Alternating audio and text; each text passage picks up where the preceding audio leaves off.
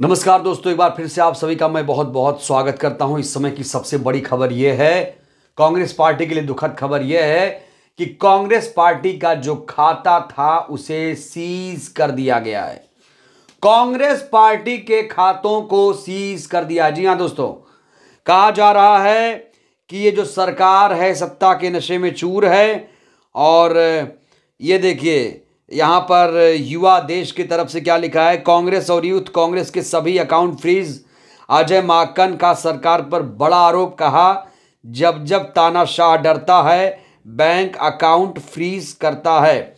दोस्तों, कांग्रेस के खाते फ्रीज होने का मतलब यह है कि कांग्रेस उसमें से पैसे नहीं निकाल सकती है, और पैसे नहीं निकाल पाएगी तो लोकसभा का चुनाव कैसे लड़ेगी, क्योंकि कांग्रेस के खाते में क्राउड फंडिंग के द्वारा पैसे इकट्ठा किए गए हैं।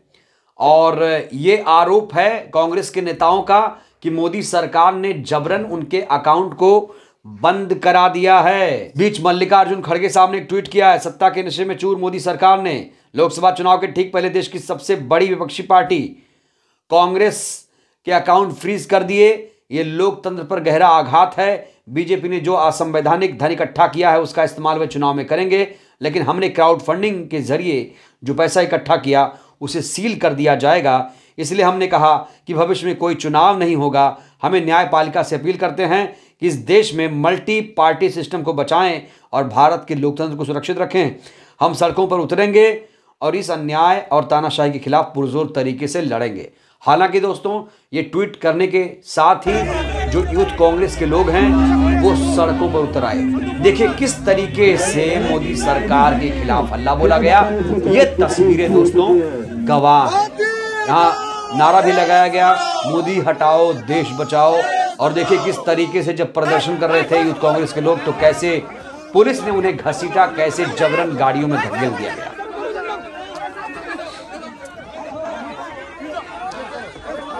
दोस्तों, कांग्रेस पार्टी के खाते फ्रीज होने के बाद राहुल गांधी ने भी अपनी प्रतिक्रिया दी। डरो मत मोदी जी, कांग्रेस धन की ताकत का नहीं जन की ताकत का नाम है। हम तानाशाही के सामने ना झुके हैं ना झुकेंगे।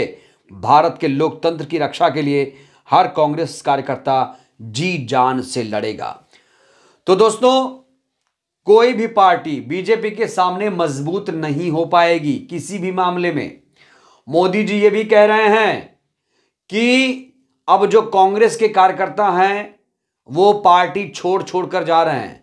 मोदी जी ये नहीं कह रहे हैं कि पूरी बीजेपी कांग्रेसमय हो रही है। दोस्तों, सच्चाई तो यह है कि तमाम जो भ्रष्टाचारी नेता थे आज वो बीजेपी में शामिल हो गए हैं और बीजेपी के वॉशिंग मशीन में वो धुल गए हैं। ईडी सीबीआई उनके घर के दरवाजे पर नहीं जाती है। ईडी सीबीआई ने पूरा मन बना लिया है कि वो विपक्ष के यहां ही छापेमारी करेगी। अब सोचिए, एक तरफ ईडी सीबीआई और दूसरी तरफ विपक्षी पार्टियों के खाते सील कर रहे हैं, किए जा रहे हैं। तो इसका मतलब क्या है, आजकल बिना पैसों के कोई चुनाव लड़ पाएगा। और लोकसभा चुनाव दोस्तों कतई नहीं, जहां पर आपको 20-25 लाख रुपए कम से कम जरूरत पड़ती है एक लोकसभा चुनाव लड़ने के लिए। तो सोचिए, अगर कांग्रेस के पास पैसे नहीं होंगे तो जाहिर तौर पर कांग्रेस और टूट जाएगी और कांग्रेस को तोड़ने की ये कोशिश है। लेकिन राहुल गांधी कह रहे हैं कि कांग्रेस धन की ताकत का नहीं जन की ताकत का नाम है। हम तानाशाही के सामने झुकने वाले नहीं है। राहुल गांधी को इससे ज्यादा कोई फर्क नहीं पड़ा। वो यहां कहने की कोशिश कर रहे हैं कि मोदी जी डराओ मत, हम डरने वाले नहीं हैं। हम लोकतंत्र की रक्षा के लिए, भारत देश के लिए जान भी दे सकते हैं, ऐसा कहना है राहुल गांधी का। तो दोस्तों, विपक्षी पार्टियों को जहां पहले ईडी सीबीआई का डर था, तो वहीं अब उनको खाते भी सीज किए जाने का डर सता रहा है। क्या होगा आगे ये कहना बहुत मुश्किल है। तो आपको याद ही होगा कि सुप्रीम कोर्ट ने चुनावी बॉन्ड को, मोदी के चुनावी बॉन्ड को असंवैधानिक बताया था और इसके तुरंत बाद कांग्रेस पार्टी के खातों के खिलाफ कार्रवाई शुरू हो गई है। कांग्रेस कह रही है कि बीजेपी के खाते कब सीज होंगे, बीजेपी के नेताओं के यहां ईडी सीबीआई कब रेड मारेगी।